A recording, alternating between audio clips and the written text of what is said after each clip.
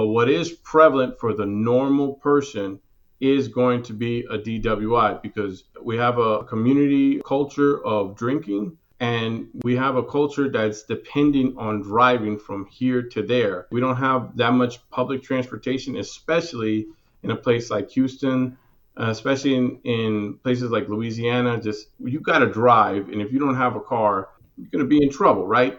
And Right. so when you have a culture of like you go to hang out to the restaurant, to the bars, if this was really such a big problem, then there wouldn't be any parking lots wherever a bar was. You could only just go to a bar on foot, right? But instead, you can drive to a bar, you can drive to all these restaurants that serve alcohol. So they expect us to drink, right? Now, I personally don't drink, but most people do drink. And then they drive home. And anybody can get arrested for this. I mean, what was his name? Richard Sherman. He's got two DWIs. Former Superman Tom Welling, he's got a DWI recently. And Patrick Mahomes' dad has three DWIs. So, I mean, these are just regular people. They just keep getting caught. And guess what? None of them were in accidents. So, why did they get pulled over? How did they end up having a problem?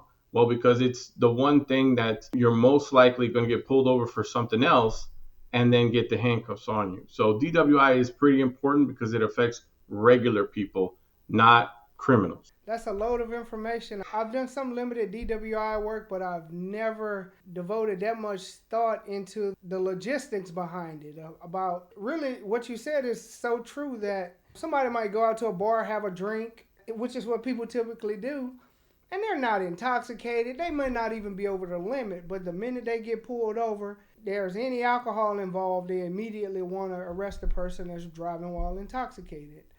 And Exactly. I wish there was a better way to say or to show that the person was drinking but they were not intoxicated. Here in Louisiana, even if they're below the legal limit, they can still be arrested for driving while intoxicated. Yeah, and some of the counties over here, they don't even have overnight or after business hours or banking hours or court hours, right? Magistrates. So what usually ends up happening is there is no blood or breath collected, and that has to be collected essentially during a specific amount of time, right?